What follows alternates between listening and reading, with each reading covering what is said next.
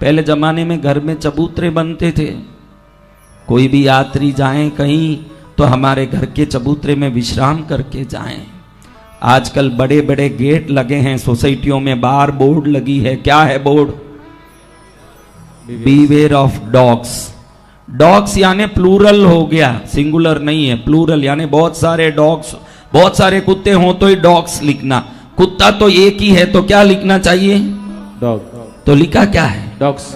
मैं कई बार माँ को पूछता हूँ, पद्मावती को, कि ये कुत्ता है, डॉग लिखना चाहिए, डॉग्स क्यों लिख रहे हैं मनुष्य समाज के लोग? माँ कहती है जो अतिथि की सेवा नहीं करता वो भी एक कुत्ता है, इसलिए वो कुत्तों को मिला के अपने में मिला के डॉग्स लिखता है। हाँ माता, जो अतिथि की सेवा न करे ना वो ये कुत्ता है। आप ध्यान रखिए, जब घर में कोई आते हैं, आप देखो आज एक अच्छा शब्द आपको सिखाता हूं। आज क्या तिथि है? बोलो। तिथि। तिथि यानी जिसमें पंचांग में देखो आगे के 50 साल के पंचांग आ चुके हैं, 2075 का भी पंचांग है, यानी आज से 50 साल बाद कौन सी दिन क्या तिथि होगी आज ही ज्योतिषियों ने निर्णय कर लिया।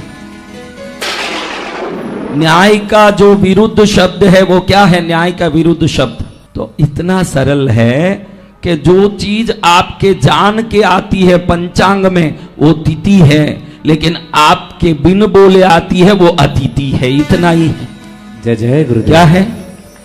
आपके बोल के जो आती है वो तिथि है, आपके बिन बोले आती है वो अतिथि है। तो ये भी आती है। शास्त्र कहता है माता पिता गुरु, कौन कौन? माता पिता गुरु, भगवान और अतिथि, ये पांचों को ही देव स्वरूप से ही पूजा करनी चाहिए। जय जय गुरुदेव। घर में अतिथि आए हैं तो वो हमारे पसंद के हो सकते हैं, नापसंद के हो सकते हैं, अपने हो सकते हैं, पराये हो सकते हैं, अपने से जलने वाले हो सकते हैं, अपने से प्रेम करने वाले हो सकते हैं, लेकिन उस घर में वो घुस रहे हैं तो ध्यान रखना 2 जन्म कुंडलियां हैं। कितनी जन्म कुंडली? 2। 2 कैसे महाराज? एक ही तो है, मैं एक पैदा हुआ, मेरी एक कुंडली है, एक ही तो कुंडली है। आपका घर एक जन्म कुंडली है। आज तक आपने ये सुना नहीं होगा। आपके घर में जहां अग्निकोण में रसोई घर बना है, ये शुक्र का स्थान है घर के जन्म कुंडली में। इसलिए अगर अग्निकोण खराब है तो उस जगह संपत्ति बिगड़ेगी न, स्त्री बिगड़ेगी, स्त्री के शरीर में रोग आएगा। किसके घर में रसोई घर कटा हुआ है उस घर की स्त्री सुखी नहीं होगी, क्योंकि रसोई घर ही स्त्री का नहीं है, रसोई घर की दिशा भी स्त्री का है, वो ये अग्निकोण है। अग्निकोण शुक्र का है। किसका है? शुक्र का। अग्निकोण किसका है? शुक्र का। ईशान कोण गुरु का। ये 2 बहुत ही महत्वपूर्ण है इस जन्म कुंडली में।